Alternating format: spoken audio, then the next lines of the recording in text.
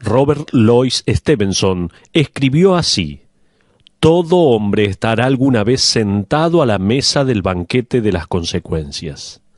Gracias por su fiel sintonía a Sabiduría para el Corazón. Esta es la quinta parte del mensaje denominado La mesa del banquete de las consecuencias.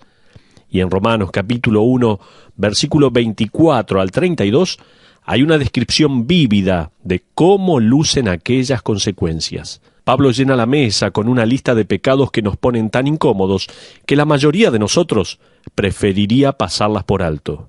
Y usted puede pensar que los pecados enumerados en estos versos no son consecuencias, sino más bien los pecados que la gente comete. Eso es verdad, en cierto sentido. Pero en un sentido real, estos pecados no son nada menos que las consecuencias que esclavizan la vida de cualquier persona que rechaza honrar a Dios. Esta lista de pecados va desde el adulterio hasta la arrogancia, desde el levianismo al chisme, de la idolatría a la mentira y al engaño. Pablo llena la mesa del banquete y dice, en efecto, si usted quiere deshacerse de Dios, esto es lo que le vendrá en adelante: maldad descontrolada, sin arrepentimiento, perversión desinhibida. Soy guiado por Dios para rechazar la tentación, correr a través de este asunto, aún cuando nos aguantemos nuestra respiración y escondamos nuestras cabezas de vergüenza a veces. Todos nos descubriremos a nosotros mismos en este texto. Ninguno de nosotros dejará de ser mencionado o percibido. Y creo que si Dios no hubiera querido que a nosotros se nos exponga el lado oscuro de nuestra naturaleza pecaminosa, no habría inspirado a Pablo a escribir casi la mitad del primer capítulo de Romanos, sacando esto a la luz con palabras tan descriptivas. Aquí la palabra de Dios está mostrando cuando Dios abandona al hombre. Ahora, regrese al versículo 21. Hemos dicho que todo ser humano sabe de la existencia de Dios a través de la creación y de la conciencia, ¿se acuerda? Sin embargo, rechazan colocarle en el trono, rechazan agradecerle por su bondad, ocultan la verdad acerca de él. El hombre ha dicho a Dios, déjanos solos en la oscuridad. Hemos elegido nuestros pecados en lugar del Salvador, déjanos solos. Entonces, Dios lo hace así.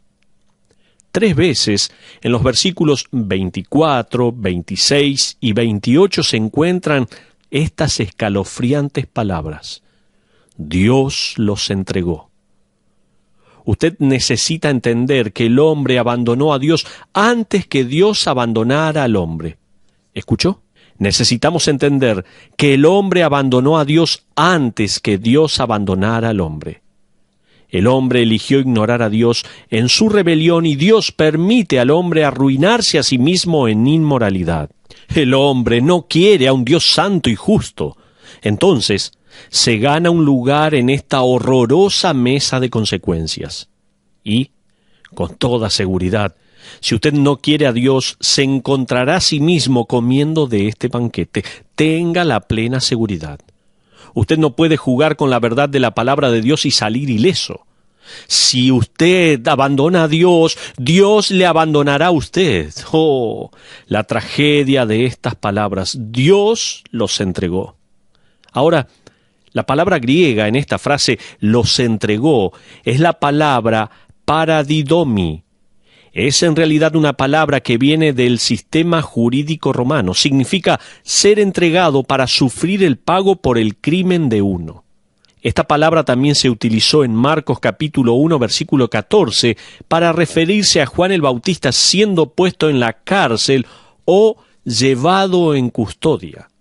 En una ilustración dada por el Señor Jesús también, cuando dijo en Mateo 5:25 de esta manera: ponte de acuerdo con tu adversario pronto, entre tanto que estás con él en el camino, no sea que el adversario te entregue al juez y el juez al alguacil y seas echado en la cárcel.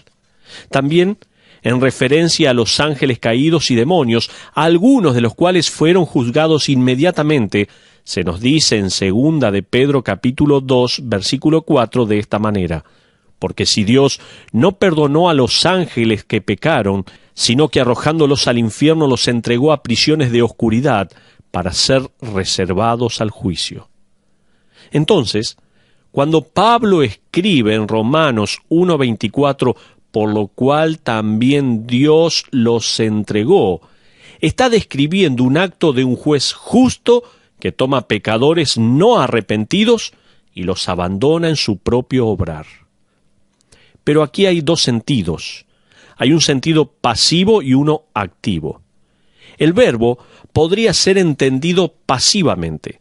Esto es en el sentido de Dios poniendo al hombre a flotar en la corriente del pecado, la cual toma velocidad progresivamente hasta que se ve precipitándose hacia una gran catarata y luego cae sobre las rocas de abajo. Pero en el sentido activo, también puede ser entendido de esta manera. Esto es en el sentido de que Dios no solo pone al hombre a flotar a la deriva, Él en realidad diseña el bote, sube al hombre a bordo y permite que el bote se precipite a la catarata. Dios ha creado leyes morales y físicas. Algunas llevan a la vida, mientras que otras llevan a la destrucción. Dios está no solamente involucrado pasivamente en permitir que el hombre se destruya a sí mismo en el pecado, sino involucrado activamente en juzgar al hombre pecador con las consecuencias y penalidades horrorosas del pecado. Entonces, el hombre vaga espiritualmente buscando compasión insatisfecha. Está en la miseria, en enfermedad y desesperación. El hombre ha dicho: elegimos ignorar nuestra conciencia con sus susurros morales, elegimos destronar al Creador con un Dios hecho a nuestra imagen y más propicio a nuestro pecado, y no queremos tener nada que ver con Dios el Creador. Cuando Dios los abandona, Él simplemente le está dando sus deseos. Nos está permitiendo hacer lo que nosotros estamos queriendo. Hay algo acerca de esta palabra paradidomi, que tiene en sí el matiz de tristeza.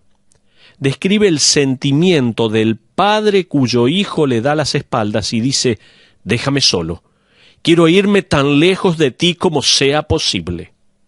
Entonces, el padre le da su deseo, así como su herencia también. El hijo luego se fue a una provincia lejana y malgastó todo lo que tenía. Compró a sus amigos y su placer hasta que hubo gastado todo lo que tenía. Pronto se encontró a sí mismo en un corral de cerdos, cubierto de mugre, abandonado por sus baratos amigos y tratando de satisfacer su estómago vacío con las algarrobas que comían los cerdos. Allí estaba sentado en su mesa del banquete de las consecuencias. ¿Lo ve? Había destruido su vida y arruinado su juventud. Lejos de la misericordia de su padre, viviría el resto de su vida como un esclavo. Sin embargo, el padre le dio misericordia y lo visitó con su gracia. Mientras usted esté vivo todavía, mi amigo, usted puede detenerse de perseguir el espejismo del sistema del mundo y correr al Padre para pedir misericordia. Él le perdonará, le limpiará y le colocará el anillo de la redención en su dedo y el calzado de la salvación en sus pies. Pero, si usted prefiere nadar en la corriente del pecado, Dios le abandonará a usted en la catarata. Si usted elige la provincia que está alejada de Dios, entonces hay un corral de cerdos en su futuro. Téngalo por seguro. No solamente vemos aquí a través de la palabra de Dios cuando Dios abandona al hombre, sino también abandonando el trato apropiado de la gente.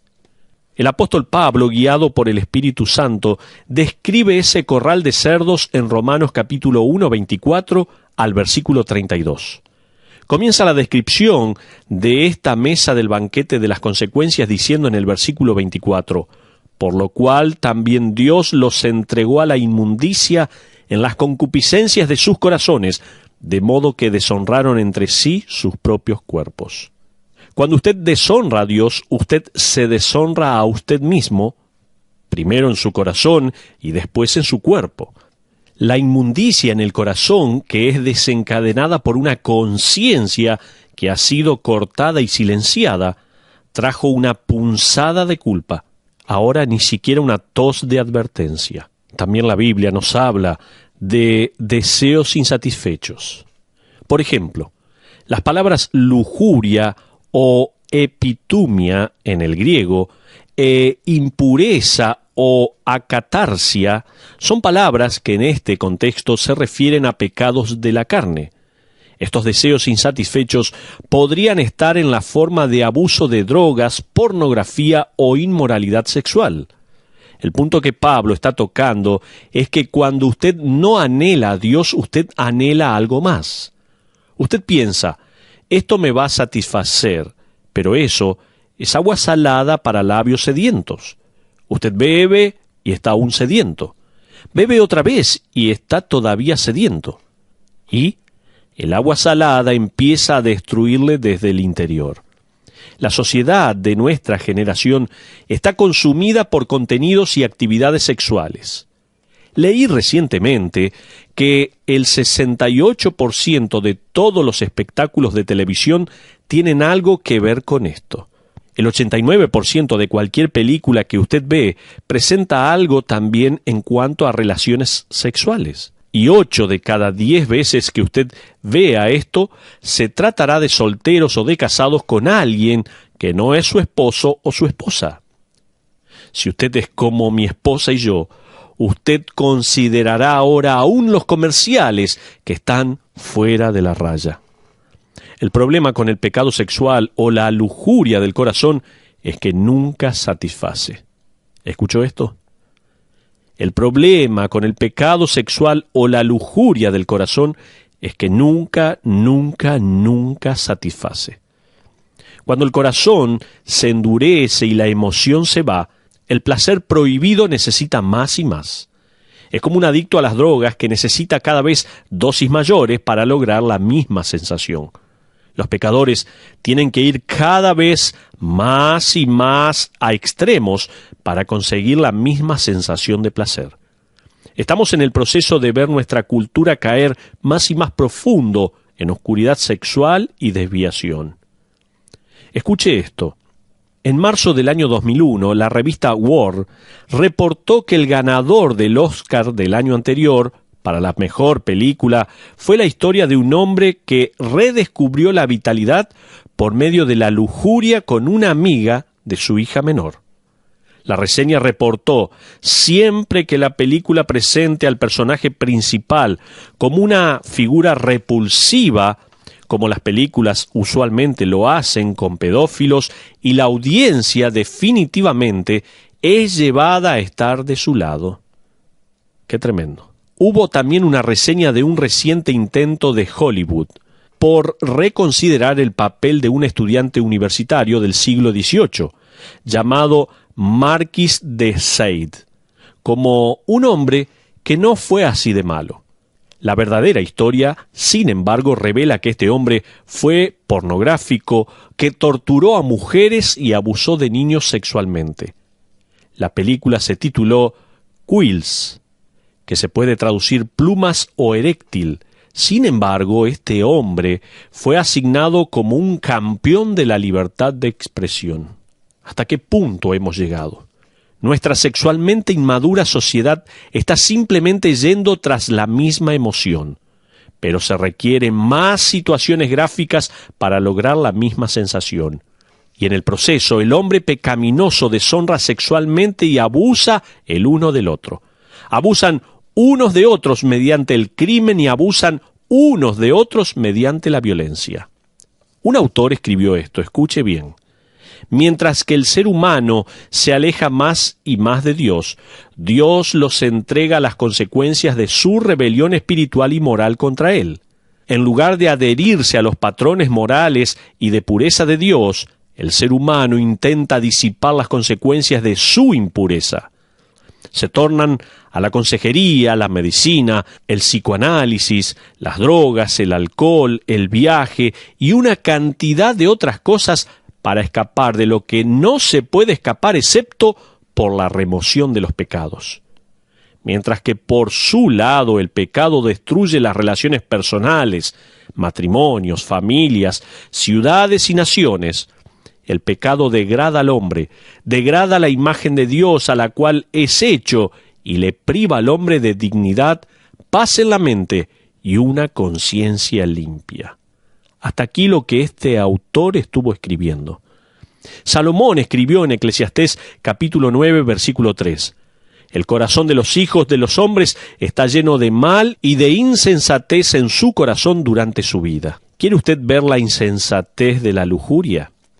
¿Quiere una ilustración de cómo la inmoralidad sexual engaña su intelecto y oscurece su habilidad de discernimiento? Mire a Sansón. Ahí tenemos un ejemplo. En Jueces, capítulo 16, la Biblia registra esa lujuria. El pecador Sansón es involucrado sentimentalmente con una mujer llamada Dalila. Déjeme parafrasear esta historia. Escuche bien. Dalila está en la lista de empleados de los filisteos, pero Sansón no lo sabe aún. A ella se le ha prometido 11,000 piezas de plata si puede descubrir por qué él es tan fuerte. Ella viene a él una noche y le dice: Sansón, tú dices que me amas. Entonces no debería haber ningún secreto entre nosotros, ¿verdad? ¿Cómo podrías perder tu fuerza?, le pregunta. Sansón le dice: bueno, si me atas con 7 sogas nuevas que nunca hayan sido usadas, mi fuerza se irá. Él de pronto se quedó dormido y Dalila va a la ferretería y compra 7 sogas nuevas. Afortunadamente la ferretería está abierta 24 horas al día. Entonces, en la noche, ella le despierta: Sansón, los filisteos contra ti. Él trata de levantarse, pero ¿qué es esto? Hay sogas nuevas atándole. Se deshace de ellas rápidamente y se encarga de los filisteos. Ahora, Sansón pondrá las cosas en su lugar e irá a hablar con ella, porque solo Dalila sabía acerca de su secreto de la soga. ¿Sabe qué? No. Él piensa: no creo que ella sea así. Más tarde, ella viene y le dice: Sansón, dime la verdad, ¿qué te quitaría tu fuerza? Él le dice: trenza mi cabello con 7 trenzas y seré tan débil como el agua. Un poco más tarde, en esa noche, después que Dalila terminó de hacerle las trenzas, ella dice: Sansón, los filisteos contra ti. Sansón se despierta y pelea contra los filisteos y los vence. Entonces, nota que su cabello ha sido trenzado. ¿Se daría cuenta? ¿Sabe que no? En un momento Sansón le dice su secreto. Los filisteos lo capturan, lo vuelven ciego sacándole los ojos y lo arrojan en la cárcel. De este modo, él llega a ser una figura de ceguera por el pecado en la vida de una persona y la esclavitud de una persona entregada a la lujuria. No es asombroso que Salomón escribiera luego en Proverbios, capítulo 6, 32, en su primera parte, tal vez pensando en Sansón: el que comete adulterio es falto de entendimiento. Esta es la manera bíblica de decir: es un idiota. No es una palabra muy amable, pero es la verdad. No hay nada más idiota que pecar. Y el pecado sexual hace de usted un tonto. Este le destruirá, deshonrará y decepcionará. El placer pecaminoso promete algo que finalmente no puede producir, no puede satisfacer. Por el momento, o en el caso del hijo pródigo, por cuestión de años, esto le trajo placer, alegría y amistades. Finalmente, sin embargo, le trajo dolor, pena y sufrimiento. El recuerdo más temprano de mi infancia es del tiempo cuando tenía 4 años más o menos. Hasta puedo dibujar el mueble de baño, ese sobre el cual se ponen los espejos, y también a mi hermano mayor que se escapó de la cama conmigo. Subimos a ese mueble y todos los demás en la casa estaban durmiendo. Él abrió el botiquín de primeros auxilios y sacó una nueva botella de aspirina para niños. Era de un tipo de aspirinas que había en aquel tiempo. Sabía como a un caramelo de naranja. Fue en ese tiempo antes de que se inventaran las tapas a prueba de niños. Mi hermano, que tenía 6 años, y yo dividimos la botella de aspirinas y nos comimos hasta la última. Pensamos que habíamos conseguido la botella de caramelos y que habíamos burlado a todos. Entonces volvimos a la cama y nos quedamos dormidos. Más tarde mi abuela, que estaba pasando la noche en nuestra casa ese día, se levantó para usar el mismo baño. Vio la botella de aspirinas vacía sobre el mueble. Lo siguiente que yo recuerdo de ese día es que estaba acostado sobre un metal frío en el hospital, con mi hermano mayor, el comerciante de drogas, acostado sobre otro metal frío al lado mío, después que nos hicieran un lavado de estómago. Recuerdo haber estado aterrado y con un tremendo dolor. Sin embargo, pudo haber sido desastroso. Mi vida estuvo en daño mortal y yo ni siquiera lo sabía. Estaba en un desesperado estado y ni sabía cómo estaba. Lo que yo pensé que era delicioso pudo haberme llevado a la muerte. Tal vez usted está escuchando esto hoy y está en el proceso de ser consumido por el pecado sexual. Tal vez al momento parece bueno y correcto y lo que hay que hacer. El pecado sabe delicioso, pero es mortífero. Téngalo en cuenta. Es así. Estoy aquí para intervenir en su dormitar. Puede ser doloroso oír, pero debo decirle, el pecado le defraudará, le decepcionará y finalmente le destruirá. La palabra de Dios también muestra la traición desenfrenada. El pecado contra el cuerpo incluye no solo aquellos contra su propio cuerpo, sino aquellos contra los cuerpos de otros también. La palabra que se traduce impureza puede referirse en realidad a la descomposición que ocurre dentro de la sepultura. Podría incluir acciones de violencia contra los cuerpos de otros por causa de la satisfacción personal o egoísmo. Creo que estas cosas pueden ser descritas mejores como la traición de una persona contra otra. Nuestra cultura está llena de traición desenfrenada hoy en día. Déjeme darle muchas formas de traición. El aborto es la traición al nonato de parte de la madre y del padre, así como a la larga de la sociedad que aprueba y anima esto. En Estados Unidos es contra la ley partir el huevo de un águila que aún no ha nacido, pero se puede desmembrar el cuerpo de un niño en el vientre de su madre. Otra forma de traición. El infanticidio es la traición de los bebés por parte de sus padres.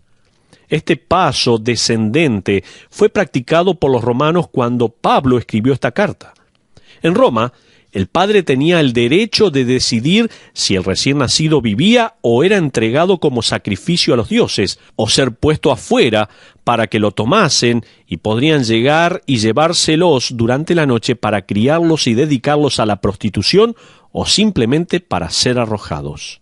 Usted podría pensar que el infanticidio de ninguna forma podría ocurrir en nuestro mundo. Me gustaría que fuese así, pero no lo es.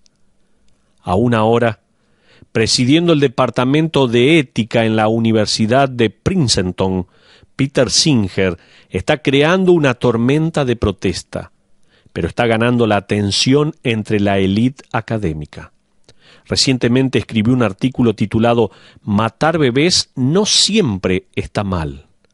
Él escribe así, escuche, «Tal vez, como los antiguos griegos, deberíamos tener una ceremonia un mes después del nacimiento a la cual el infante es admitido en la comunidad. Antes de ese momento, los infantes no serían reconocidos para tener el mismo derecho a la vida que los adultos». Argumenta que esto es moralmente aceptable, porque no es sino hasta algunas semanas o meses después del nacimiento que ellos obtienen conciencia propia. ¿Sabe una cosa? Él no está solo en esto. Un filósofo de la Universidad de Colorado, de nombre Michael Tooley, también ha dicho allá en 1972 que los infantes no son personas, que no tienen derecho a la vida.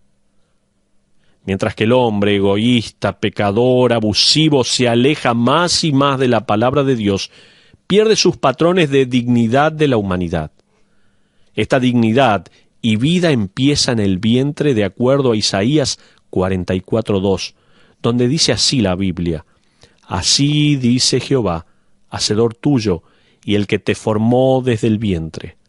David también escribió en Salmos 139, 13 y 14 de esta manera: Porque tú formaste mis entrañas, tú me hiciste en el vientre de mi madre. Te alabaré porque formidables, maravillosas son tus obras. Estoy maravillado y mi alma lo sabe muy bien. Aún ahora hay un proyecto de ley pendiente en el Congreso de los Estados Unidos llamado Acto de Protección al Nacimiento con Vida del Infante. Este proyecto de ley simplemente trata de proteger a los infantes que sobreviven al aborto de ser muertos. Luego, hay otra forma de traición. El incesto es la traición de los niños por parte de los adultos.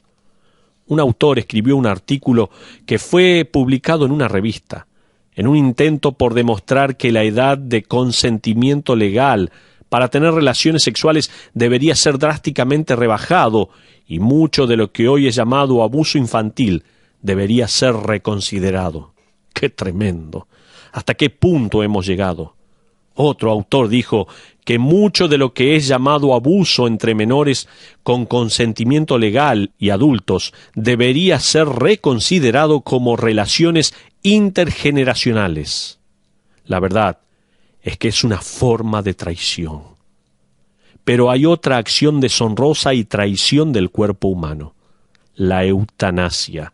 Es la traición de la gente mayor por la gente más joven.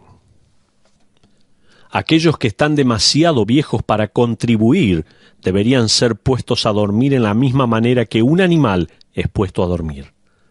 Esto es lo que ellos piensan.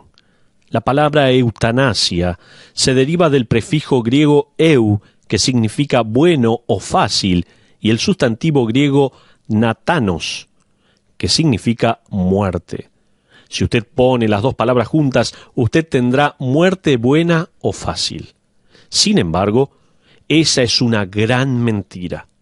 Cuando usted descarta la verdad de la palabra de Dios, que la vida es sagrada y de valor para ser salvada, entonces las personas mal formadas, tal vez minusválidos, retrasados mentales, los ancianos y débiles, el neonato, el nonato y los niños indefensos ya no son protegidos, sino deshonrados y traicionados. Romanos capítulo 1, versículo 24 dice: por lo cual también Dios los entregó a la inmundicia en las concupiscencias de sus corazones, de modo que deshonraron entre sí sus propios cuerpos. En otras palabras, al final, el placer pecaminoso le traiciona a usted, abusa de usted y le deshonra, y usted deshonra a otros. Pero llegamos a una aplicación. Ya cerrando, déjeme enfocarle en dos principios que emergen de este pasaje. El primero, si quiere, tome nota por favor. Abandonar a Dios es ser abandonado por la gracia. En otras palabras, alejarse de Dios es alejarse de la gracia de Dios. La gracia de Dios le da sentido a su vida y propósito a su existencia. Le da una alegría que no es vacía, que no necesita de una bebida o una píldora para que esto suceda. Le provee del fundamento para las relaciones, que pueden darle cosas, pero no satisfacciones. Decir adiós a Dios es decir adiós a la gracia. En segundo lugar, no solamente abandonar a Dios es ser abandonado por la gracia, sino que rechazar la libertad de la salvación es abrazar la esclavitud del pecado. El apóstol Pablo, guiado por el Espíritu Santo de Dios, escribiendo a Tito en el capítulo 3, versículo 3 al 6, contrastó la salvación con la esclavitud del pecado cuando escribió esto. Escuche bien. Porque nosotros también éramos en otro tiempo insensatos, rebeldes, extraviados, esclavos de concupiscencias y deleites diversos, viviendo en malicia y envidia. Pero cuando se manifestó la bondad de Dios, nuestro Salvador, y su amor para con los hombres, nos salvó, no por obras de justicia que nosotros hubiéramos hecho, sino por su misericordia, por el lavamiento de la regeneración y por la renovación en el Espíritu Santo, el cual derramó en nosotros abundantemente por Jesucristo, nuestro Salvador. Hasta ahí la porción de la palabra de Dios. Permítame añadir una advertencia práctica para el creyente. Si la salvación proveyó algún tipo de vacunación contra la inmoralidad y el placer pecaminoso, Pablo nunca habría tenido que escribir en Timoteo, 2 Timoteo capítulo 2, versículo 2, esto siguiente: huye también de las pasiones juveniles. Note que no dijo, párate firme y pelea, Timoteo, no dijo esto. Él dijo, huye, corre de ellas. Huye también de las pasiones juveniles y sigue la justicia, la fe, el amor y la paz con los que de corazón limpio invocan al Señor. Aquí está otra vez la palabra corazón. En Romanos capítulo 1, el incrédulo pierde la batalla contra la lujuria, en primer lugar, en su corazón. En 2 Timoteo capítulo 2, el creyente gana la batalla contra la impureza en su corazón. ¿Cuál es la mejor manera para que el cristiano no viva como un incrédulo? Tal vez nos podemos preguntar. David nos dice en Salmos 119:11, en mi corazón he guardado tus dichos para no pecar contra ti. Les pregunto, ¿cuándo fue la última vez que memorizó un versículo de la Biblia, de la Escritura? Mi amigo, si usted quiere algo rápido para vencer el pecado, estoy aquí para decirle que no hay tal cosa. Amigos y amigas, la santidad nunca se contagiará en su vida. La pureza moral nunca será una coincidencia. La batalla contra la impureza se pelea en el corazón de cada creyente. Es como Pablo la llamó, una búsqueda, y esa búsqueda comienza en el corazón. Antes que usted haga algo con su cuerpo, usted le da permiso en su corazón. Déjeme hacerle dos preguntas. Primero, ¿la palabra de Dios está en su corazón? Segundo, ¿el Espíritu de Dios está en su caminar? Gálatas 5:16 dice, andad en el Espíritu y no satisfagáis los deseos de la carne. La palabra deseo en este versículo es la misma palabra lujuria que aparece en Romanos 1:24. La única manera de vencer el poder de la naturaleza humana depravada es ser dominado por el Espíritu Santo en cada paso del caminar.